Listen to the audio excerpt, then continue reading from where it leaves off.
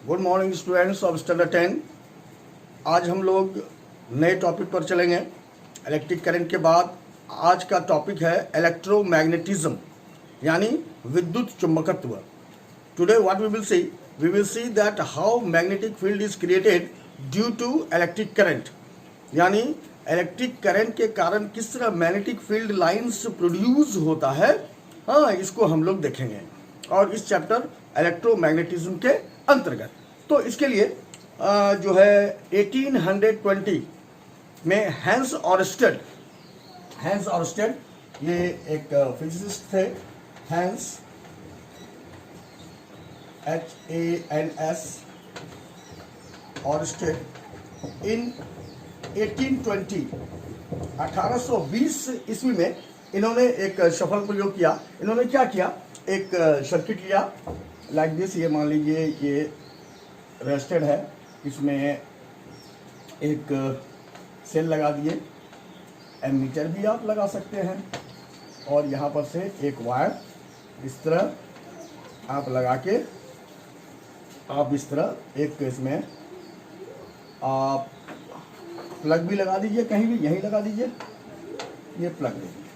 ठीक है, अब देखिए ये एक सेल है, एमीटर है, ये एक सर्किट है, और अब यहाँ पर हम देखेंगे क्या, अभी प्लग ओपन है, सर्किट में कोई भी करंट फ्लो नहीं कर रहा है। ठीक है, और इसके नीचे या ऊपर कहीं भी एक इस तरह का मैग्नेटिक कंपास नीडल होता है। आपने देखा होगा, मैं आपको एक बार कंपास नीडल के विषय में बता दूं। ये इस तरह रहता है, ये नॉर्थ और साउथ। इसमें क्या करता है, ये हमेशा ये शो करते रहता है नॉर्थ और साउथ। ये अर्थ के मैग्नेटिक फील्ड में, earth is also a magnet, हम लोग 7th में 8th स्टैंडर्ड में मैग्नेट के विषय में पढ़े हुए हैं।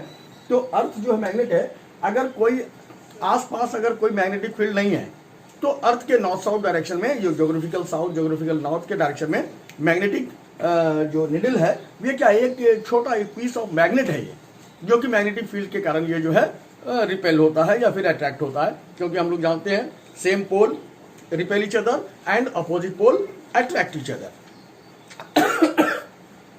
उसी पर हम लोग क्या करते हैं, इसी के नीचे हम एक इसी कंपास नीडल को, जो एक टाइनी मैग्नेट होता है, इस तरह करके एक मैग्नेट को जो है हम लोग कर देते हैं। तो ये प्लस है, ये माइनस है, इलेक्ट्रिक करंट इस डायरेक्शन में जा रहा है।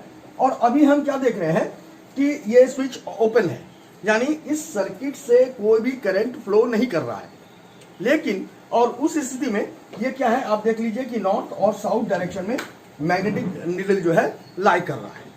लेकिन जैसे ही इसको हम ऑन करते हैं, स्विच जैसे ही ऑन करते हैं, इलेक्ट्रिक करंट इसमें से फ्लो होना शुरू हो जाता है। और जैसे ही इलेक्ट्रिक करंट इसमें से फ्लो होता है तो इसमें क्या होता है ना कि डिफ्लेक्शन हो जाता है। ये इस तरह इस पोजीशन में, ये इस पोजीशन में थोड़ा सा जो है झुक जाता है, यानी ये पहले इस तरह था, अब ये इस डायरेक्शन में हो गया।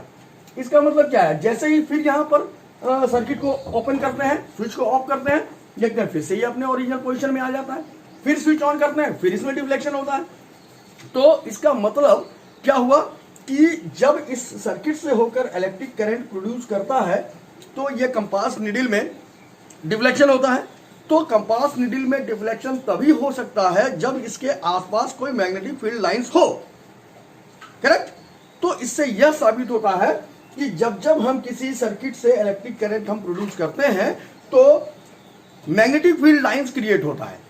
मैग्नेटिक फील्ड लाइंस क्रिएट होता है तभी तो इस मैग्नेटिक नीडल में डिफ्लेक्शन होता है।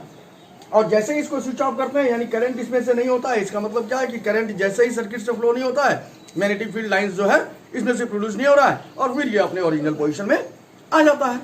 तो इससे हम लोग को यह पता चलता है कि whenever there is a flow of current in a circuit, a field line, magnetic field lines are created around the wire, due to which magnetic needle gets deflected. तो मान लीजिए यहाँ पर कि डिफ्लेक्शन इस पोजीशन में, अब हम लोग क्या करते हैं कि इसका स्ट्रेंथ बढ़ा देते हैं। ध्यान से गौर से सुनिएगा, इसका क्या करते हैं हम लोग, स्ट्रेंथ बढ़ा देते हैं। स्ट्रेंथ बढ़ाने के लिए क्या करेंगे, एक और सेल लगा देते हैं आपका मन, और दूसरा सेल भी लगा देते हैं।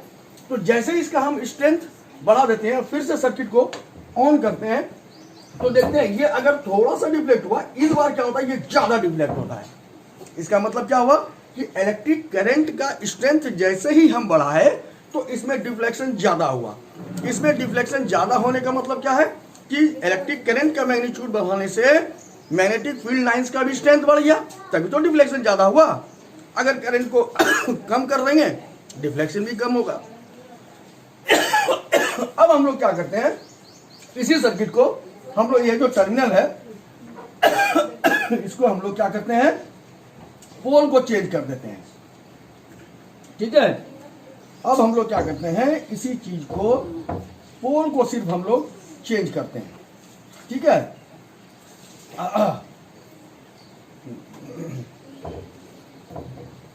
ये प्लस, ये लाइक दिस।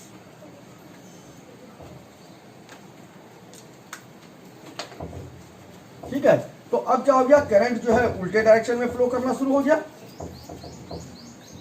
टर्मिनल को चेंज करने पर डायरेक्शन क्या हो गया, उल्टे डायरेक्शन में फ्लो हो गया। इस बार क्या देखते हैं कि जैसे ही यहां पर हम स्विच को ऑन करते हैं तो पहले हमारा डिफ्लेक्शन किधर था, इस तरफ था। इस बार डिफ्लेक्शन क्या हो गया, दूसरी तरफ हो गया। इस बार डिफ्लेक्शन इधर हो गया। इसका मतलब इलेक्ट्रिक करंट का डायरेक्शन अगर हम चेंज करते हैं तो मैग्नेटिक फील्ड लाइंस का भी डायरेक्शन चेंज होता है, तभी तो उसका डिफ्लेक्शन जो है अपोजिट डायरेक्शन में हुआ। Is that clear? तो हेंस ऑर्स्टेड, मैं फिर से इस एक्सपेरिमेंट को मैं रिपीट करता हूं कि हेंस ऑर्स्टेड ने 1820 में एक एक्सपेरिमेंट किया कि एक इलेक्ट्रिक सर्किट, जैसा कि आप बोर्ड पर देख रहे हैं, इस सर्किट डायग्राम में सेल लगा दिया, एमीटर लगा दिया, इस वायर को ऑन कर दिया और एक मैग्नेटिक नीडल इसमें दिया कि जैसे ही करंट इसमें से प्रोड्यूस होता है मैग्नेटिक नीडल में डिफ्लेक्शन होता है। करंट को, स्विच को जब हम ऑफ करते हैं ये फिर से अपने ओरिजिनल पोजीशन में आ जाता है। पोल को, सेल के टर्मिनल को अगर हम बदल देते हैं तो क्या देखते हैं, करंट का डायरेक्शन चेंज होता है। करंट का डायरेक्शन जब चेंज होता है तो मैग्नेटिक नीडल जो पहले जिस डायरेक्शन में डिफ्लेक्ट हुआ था, इस बार क्या हुआ, जस्ट अपोजिट डायरेक्शन में उसका डिफ्लेक्शन हो गया। इसका मतलब दो हम लोग कंक्लूजन पर पहुंचते हैं। सबसे पहला कंक्लूजन कि जब जब किसी भी सर्किट से, किसी भी कंडक्टिंग वायर से इलेक्ट्रिक करंट फ्लो करेगा तो उसके around magnetic lines of field, magnetic field lines जो है वो प्रोड्यूस होगा, जिसके कारण मैग्नेटिक नीडल में डिफ्लेक्शन हुआ। दूसरा क्या हुआ कि अगर हम इसका इलेक्ट्रिक करंट का स्ट्रेंथ अगर हम बढ़ाते हैं तो देखते हैं क्या, मैग्नेटिक नीडल में डिफ्लेक्शन ज्यादा हुआ। इसका मतलब कि मैग्नेटिक फील्ड लाइन जो है वो भी बहुत ज्यादा प्रोड्यूस हुआ। ठीक है, दूसरा क्या देखते हैं कि जब हम इसका टर्मिनल बदल देते हैं, यानी इलेक्ट्रिक करंट का डायरेक्शन अगर बदल देते हैं तो मैग्नेटिक नीडल का जो जिस डायरेक्शन में डिफ्लेक्शन हुआ था उसके जस्ट अपोजिट डायरेक्शन में इसका डिफ्लेक्शन हुआ। तो हम इस एक्सपेरिमेंट से ये कंक्लूड किए कि whenever there is a current flowing through the conductor, magnetic field lines are always created. Correct? आइए अब इसको हम लोग एक और छोटा सा हम काम कर सकते हैं। क्या काम कर सकते हैं कि हम लोग इसको ढंग से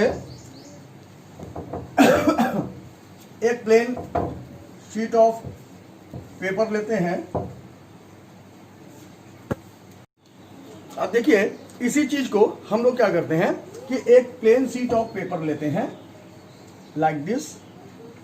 इसमें क्या करते हैं, एक छोटा सा होल करके इधर से एक वायर और इसके नीचे से एक वायर निकालकर और इसे क्या करते हैं, सर्किट में जोड़ देते हैं। एक स्विच भी डाल दिया यहां पर। ठीक है, ये प्लस, ये माइनस, जाहिर है ये करंट किधर जाएगा, नीचे की ओर जाएगा, इधर से निकलेगा। अब क्या करेंगे, यहाँ पर जो आयरन फिलिंग्स होता है, एकदम छोटा छोटा आयरन का पार्टिकल्स होता है, इसको हम लोग इसके ऊपर, बोर्ड के ऊपर इस तरह स्प्रिंकल कर देंगे, एकदम छोटा छोटा आयरन फाइलिंग्स। ठीक है, स्प्रिंकल कर दिए और जैसे ही स्विच को हम ऑन करेंगे ना तो ये आयरन फाइलिंग्स है वो क्या करेगा, ये कंसेंट्रिक सर्किल्स के द्वारा, ठीक है, ये कंसेंट्रिक सर्किल्स के रूप में ये क्या करेगा, फॉर्म कर जाएगा। ये चीज आप अपने घर में भी आप इस एक्सपेरिमेंट को कर सकते हैं। कंसेंट्रिक सर्किल्स में फॉर्म करने का मतलब क्या है कि ये फील्ड लाइंस के डायरेक्शन को शो करता है। अब देखिए, अगर आपको कोई पूछ बैठे कि अच्छा ठीक है, इस फील्ड लाइंस का डायरेक्शन किधर से किधर होगा, इसके लिए राइट हैंड थंब रूल है तो बहुत, स्विमिंग एम्पियर्स रूल है, कॉर्क रूल है, फेस रूल है। तो यहाँ पर सबसे अच्छा होता है राइट हैंड थंब रूल। अगर इलेक्ट्रिक करंट का डायरेक्शन इस तरह है लाइक दिस, तो हम लोग क्या करते हैं, अंगूठे को इसको इस तरह पकड़ते हैं वायर को और अंगूठे को इलेक्ट्रिक करंट के डायरेक्शन में डालते हैं तो जो फिंगर्स का जो कर्ल्स है, जो घुमाव है, वो क्या करता है, मैग्नेटिक फील्ड लाइंस के डायरेक्शन को बताता है। अब जैसे ये क्या है कि इलेक्ट्रिक करंट नीचे की ओर जा रहा है, ये इस तरह जा रहा है, तो यानी इसको हम लोग कैसे पकड़ेंगे, लाइक दिस, ये ऐसे है, ये इसको पकड़ेंगे अंगूठा इस तरह, तो ये कर्ल्स कैसे है, इस तरह करके जा रहा है, यानी ऐसे, यानी इसका डायरेक्शन कैसे होगा, लाइक दिस। ये सर्कुलर लूप वाला ये इस बार 10th के एग्जामिनेशन में बोर्ड में ये पूछा भी गया था, इसलिए ये बहुत ही इंपॉर्टेंट है, इस तरह का क्वेश्चन पूछा जाता है, आप इस चीज को ध्यान देंगे।